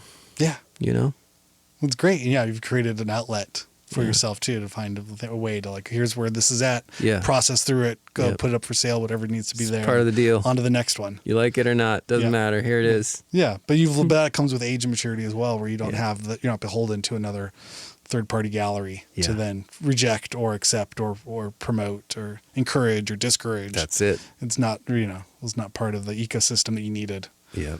Just build your own DIY. Yes. Yeah. Yeah. Amazing. Well, where can people find more about you if they want to buy your artwork, they want to find your music? I mean, really, Instagram is the place now. All right. T Biskup, BISKUP. Letter T, period? No, letter T. Yeah. Biskup. At T Biskup. Yeah. But timbiskup.com. There you go. It's a little disheveled in there right now. I got to go pick up some pieces. But Big Butter is available through there Big as Butter well. Band on Instagram and Bandcamp. There's a bunch of stuff on Bandcamp. Perfect. Yeah. DistroKid. Oh yeah. I just put like one song up. I did that whole DistroKid thing. Oh yeah, I know. Yeah. I heard that. I'm referencing them, but it kind of reminded me when I got over here. I was like, yeah, that's one of those things that I'm like, I got to put all the Big Butter records up on DistroKid, but I just haven't done it. It literally would take me a day. Yeah. It's so easy. Yeah. But and use the code Ruinous. No, it's VIP something. Oh, VIP. Yeah, to take 10% off. Yeah. Yeah. Go ahead. You should do it. I just listened to it. I'm already there though. I already used it. God damn it. Right. Where were you when I start another one? You can do it again. Well, here's your commercial for the day. Yeah. Here it's incredibly easy to do. Yeah. It takes, but it's so easy, but it's like I haven't done it. But you need to take the time. Yeah. It's because as easy as uploading the files and I'm drawing pictures, and that's where the thing has to be right now. Like that's the poetry for me. Yep. Or maybe the music is the poetry, but I'm writing a novel right now. Yep. So I don't know. Have you ever had an assistant? Have you had people? I have. How was that? It's great. I had 2 assistants at one point. I did sell out at some point. I did have that thing, and no, I don't think assistants are selling out. I think those are. No, I mean I did when you're busy. I did the projects that brought in a lot of money. I see. Gotcha. that afforded you the luxury of having assistants. Yes, because you were so busy. Yes, but then 2008, 2012. All that stuff was pretty shaky, and I had to let go of my assistants, and it's been a while, but I think I'm ready for an assistant. It was a great thing. I was going to say, you have your assistant to upload all those things. The band, with No Age, we were in a position where a lot of things were going on, and we could have gotten a manager, which, they like to be paid at percentages of everything. Yes. And that's all, that could add up to a lot of money. But we came up with a thought, we're like, well, why don't we just hire somebody? We could just pay somebody like an hourly rate or a monthly rate, or a flat fee, and have an employee versus a manager, which is a manager is essentially an employee as well, but it's structured in a way, or it's, this position of you work for them or they work for you. It's a nebulous kind of thing of who's really the boss of who. Yeah. And we weren't literally looking for a boss, and we weren't looking to share So you just percentages of hire the a pie. booking agent to like set up a tour or something like Well, that? no, or- well, we had a booking agent, Yeah. but we needed like the day-to-day stuff. We were just Yeah. getting swamped. We couldn't, Yeah. we couldn't, there wasn't enough hours in the day to write, record, and then set up the hotels and the flights and the interviews and the thing, the day-to-day itinerary of living on the road for 6 months was hard. So we had an assistant and it was great. It was really fun. Yeah. But it was always that thing of like, I never wanted to give her too much work to do, but it was like the dumb work. It was like, okay, yeah. Yeah. Like just like I said, like tour planning and stuff, or like this person wrote about an interview. Can you write them back? Like, where we're going to be on that date. I don't even know what that date is. Like, I can't think that far ahead. Yeah. Are we flying or are we somewhere? Can you give them a phone number? Like, give them my phone number and tell me when that is. And if you put that on a piece of paper, I will do it. Amazing. I love it. That was worth all the money. Or like, this pedal broke or this cable broke. Can you take it back to Guitar Center? I have a whole box full of broken stuff that if I could just go to Guitar Center and return it all, I'd be so happy, but I can't do that because I'm here practicing. Yeah. I've got to get ready for the tour that we're going on. It's been go by all these. I've been getting by without an assistant for the last 5 or 6 years, and now I'm like, okay, literally I'm ready to hire somebody now. I just have to take the time to do it. Yeah. I need to hire an assistant to help me find the right assistant. No, it's a good place though too. If you're able to do it, I get all those people. It always sounded so bougie and sounded so fancy, but we had a brief window where we were that bougie and fancy, and you realize your time was really what you're selling. Like your time is valuable. Like I can't be everywhere at once, and so it would help me if I'm here writing music that I'm going to go play or record. That's more valuable than me sitting in traffic. Oh my God! Going to this place and doing that thing. Yeah, I just literally framed a couple of my own pieces for this show that I was in. That I put up, and it was really enjoyable to do. But it's like I could. It's not the best use to your time. Yeah. Yeah. Well, if anybody's listening to this, write you at Tim Biskup if you think you could be Tim's assistant. Come bother me. Yeah, go bother him there. Try to make his life harder. Bother me by make my life harder, telling me how you can make my life easier. There you go. That's a complex thought. And then you have your gallery as well. Yeah. Face Guts. Face Guts. Yeah. Yeah. What a trip, man. Fun. 7 years. 7-year anniversary just happened. That's gone by so fast. Yeah. That's great. But like another strange twist in the story for me, was just like I had this booming career, and then working with galleries was great. I like working with galleries, but 3 shows on showing with the same gallery, my work is a totally different thing, and it's not the right gallery for me anymore. And that just kept happening over and over again, and it was hard for galleries to sell my work because they were selling work that was kind of outside the purview of their thing. And so opening my own place that was just like, all right, here's the one-stop shop for Tim Biskup. All things. Tim Biskup, it worked in a nice way at the time, and now it's kind of grown into where I'm showing other people there, and it's really nice. It has its own character, and now I'm talking to other galleries and reaching out and working with other people again, and it feels good. And I feel like having my own place, doing my own thing, defining myself, letting myself be defined by my desires and what kind of work I want to make over 7 years has put me in a place where now I'm like, when I talk to a gallery, I say, here's what I want to do. And it all makes total sense. It's like a package. And I can say, do you do this? Which part of the gallery job do you want to do for me? Because you know it now firsthand. Yeah, because I can do all of it. Does, If you need me to be here and open the door, I can do that. But that's going to change the percentage that I ask for. Like it's that nuts and bolts now for me, and it's a great place to be because galleries are open to that conversation. They aren't going to tell you they are. Everything's negotiable. Everything's negotiable, and with knowledge comes power. Yeah. Yep. Yeah. I always think of it too. Like labels have to put music out. They don't have to put your music out, but they do have to put some music out. Right. So they're always actively looking for bands. Like anything that puts, whether it's a label, a studio, anything that, you know, you think of as a creative distributor or outlet, they always need product. And if you're a creative person that makes product or content or whatever that is, you know what I mean? You have the upper hand ultimately at the end of the day.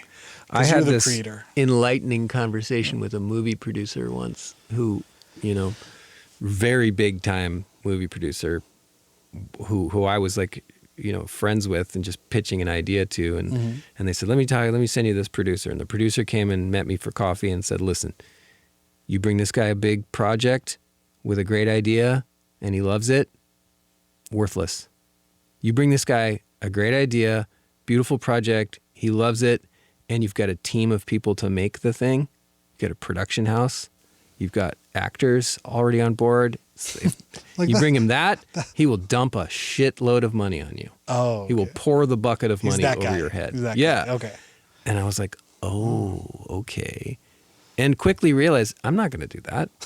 I'm not going to pull together all the things that are needed actor, to make. A director, or a production designer, put no, the whole thing together. Because I'm not a filmmaker, right? You know, yeah, exactly. But that's knowing what you are. That's part of that thing of like, you could design the character, or you could design the chair the actor sits in, but you don't want to go out and talk to 50 actors. And also realizing that no matter how easy something looks from the outside, it's as difficult as the thing that you do, and it would take you just as long to get good at the thing that they're doing as it took you to get good at the thing you're doing. So I look at that all the time with like drawing, like how incredibly bad I was at drawing when I was 20 years old. Yeah. And then kicking the ass happened, you know, life changes happened. And by the time I'm 30, I'm like capable. Wow. You know, now at 56, I can draw circles around a lot of people, you know, and yes, that's a good one. Hey. Whoa. But yeah, you know, like I know that about myself now. Yeah. I'm like fucking Art Blakey, you know, like I can do it. Yeah. But, you know, and I'm a pretty good drummer, but I'm no fucking Art Blakey. And I know that I'm not, you know, but I'm probably as good as a lot of people who are playing in bands. Sure. But, you know, to be as good as I feel like I want to be at drumming would take me a long time. Yeah. And so to just, you know, think I'm going to go step into, you know, writing a movie and be good at it is insanity. Oh yeah. You know? But that's a beautiful thing about Los Angeles, though, is it's a very common form of insanity. Yeah, that everybody has. It is. It is, and it's like when somebody comes into Face Guts and like, wow, how do I get something like this? Oh, you mean how to buy a piece? No, like how do you end up with your own gallery yeah. space and you know, and a house nearby that you live in and. Well, introduce them to a real estate agent, and then anybody can rent stuff. That's the other fun thing I've learned with doing a lot of stuff is like, you know, money does do a lot. It won't buy you happiness. Yeah. Money does, you know, there's a lot of things money doesn't do. But you know, if you want a well-produced, fancy-sounding record, you can spend $50,000. Yeah. And get a lot of those sounds. Yeah. Like it's available. You know what I mean? Yeah. If you want a really well mastered record and you want to hire all the stuff to be played by professionals, you can hire those professionals. Yeah. You could do a whole you know what I mean? Like you want to have a child, but you don't have the physical ability, you can go and buy the sperm, buy the egg, have somebody carry it for you, and you could pay for those things. And then you could pay for the development of that child and put them through school, do whatever you know. There's things are available for costs and for a price. Yeah. You know, would you know what to do with it when you had it? Once you got it, like you can buy a race car. Yeah. Or does that make you a race car driver or you know a professional, you know, Formula One driver? Right. No, just because you own the thing, you can have a lot of those things, and that's always the, you know, I've heard I've listened to a couple of podcasts with the British comedian Jimmy Carr. Mm-hmm. He said people are jealous of the thing you have, but not jealous of the work it takes to get there. Yes. You know, if you saw the work you did to get there, you're like, but I don't want to I want to do what you're doing now. Yeah. It's like, well, yeah, good. Let's spend 40 years doing all the heartbreaking work and do all that stuff. Like, well, no, but I don't want to do that. Then okay, then I can't help you. Yeah, and to go back to like, the realization that I had when I was, my first marriage was falling apart, and I was sitting in an apartment full of like art supplies that I didn't know how to use, and I didn't really know what it meant to be an artist, and then to have the like brutal realization that, oh, I don't know how to draw. And that's the thing I want the most. That's the thing that really needs to be in place for me to be able to make good art from the very beginning. And to be staring at that road knowing, oh my God, I have like 5 years of drawing 5 hours a day in order to get anywhere near that place. The decision to actually go forward and start drawing and start going after that path is gut-wrenching. Gut-wrenching. And after I, made my way, I had an animation job. I was doing really well, and I had old friends from Fresno call me up and say, "Hey, man, I want to get into that. What do I do?" And I start to tell them, and they go, "Hey, I gotta go. I can't talk. I gotta go feed my dog, or whatever." And it's that exactly. But the reality of it. You put the shoe on the other foot though too. Of like, I want to make this movie. I want to do this. I want to direct on stuff. Like, okay, yeah. Well, there's a whole soul crushing, heartbreaking journey that like, but I don't want to. Yeah, okay. That's why I'm not doing that. If somebody asks why don't you just make one of those things? Right. Like, my favorite thing is like, you ever think of going on that American Idol show? Oh like, my God. I'm an overweight man in my 40s. Nobody wants to see me do anything. Yeah, unless you have the voice of an angel. Right. Yeah. No, I don't do that. I play loud, screechy guitar. Yeah. You know what I mean? I'm not designed for these kinds of things. Yeah. You'd have to have a very niche sort of career, but that's the general access point to like, oh, you're a creative person. How would I know you? Are you like, well, I have, 6 records out on Spotify. Like, well, and also, but I don't want to do the work. I don't have to look you up. Like, I want you to come to me on Instagram chunks, 15 seconds. Like, I show people drawing, videos of me making graphite drawings, which are really the surge in my career has come from that. Really? I had no idea. Oh God, the videos on Instagram I have one that has 30 million views. That's insane. It's insane. Wow. The notoriety that I have for that. And does that translate to sales in some degree? Yeah. It's incredible. Yeah, and it's I had no idea. And collaborations with brands and all kinds of things. Yeah. And this tour I'm going on is me drawing. Oh, that's great. But the idea of like trying to make that moment happen in my career is so foreign to me now because it just happened. There's so many twists and turns that needed to happen for me to, first of all, just put graphite on a piece of paper in that particular way and push it in that particular way that for me kind of sent me down a technique that I didn't understand at all and has defined me as an artist now, Oh, wow. It's unbelievably random. the combination of things that had to happen for me to start doing that. And for it to just by chance really be loved by the algorithm and for me to have the like music and film interests that I have in order to like do the kind of editing that I do and to not, just, fall into all the stuff that I'm being offered, like ways to make money doing this. I'm just turning them all down because I really don't want it to be about that. I want to make money selling drawings to people. I don't want to make money by having an advertisement pop up in the middle of my fucking video, or on my feed or whatever, or to like hold up a can while I'm drawing, like I don't want any of that. I want it to just be me. Face tattoo? How many face tattoos are you open to getting? For corporate sponsors. We'll give you this much money if you tattoo your face. Yeah. Or maybe just your hands. If you could spell out Heinz 57 across your fingers as you draw, great idea. We'll see it. Yeah, that's great. But like realizing like I could pay off my house if I made this choice or that choice, you know, but I want to pay off my house selling drawings.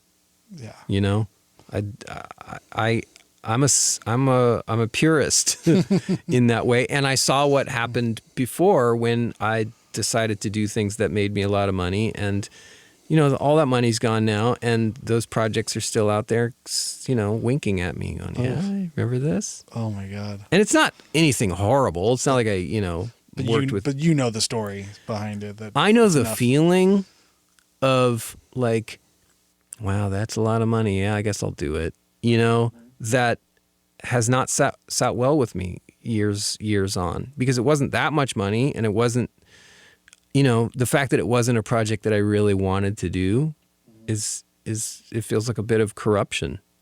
And, you know, in my career, that was like 2005, 6, 7, all my art was about that.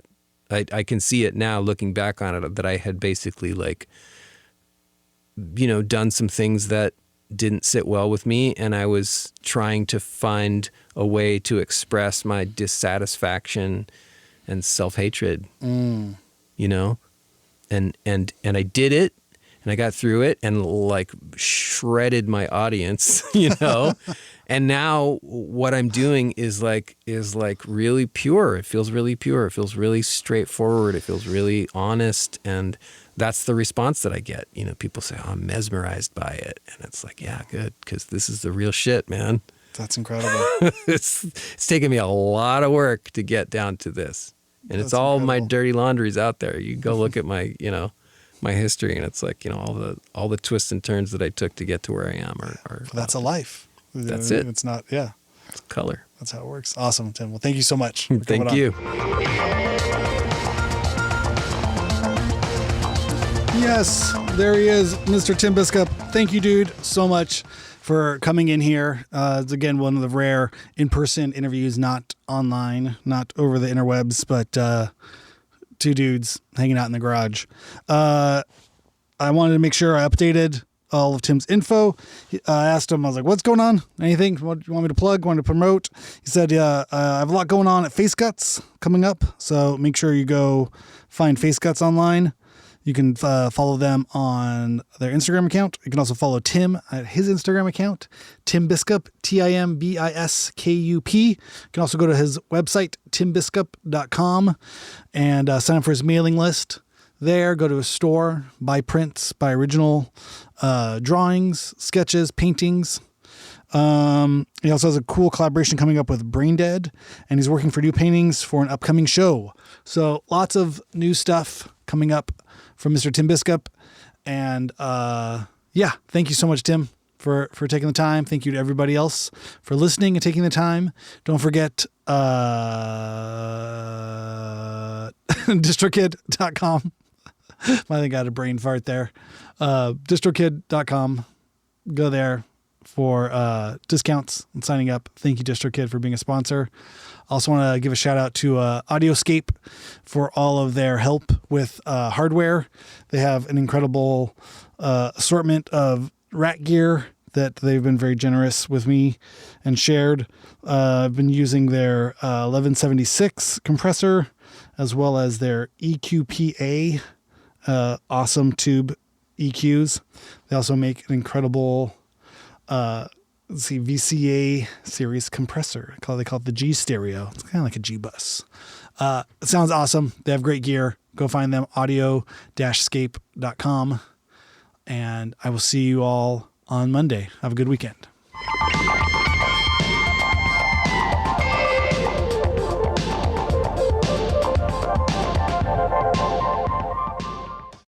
I'll never be the same. I don't even understand like how you would hit drums that hard. His arms seemed like they were 10 feet longer than mine.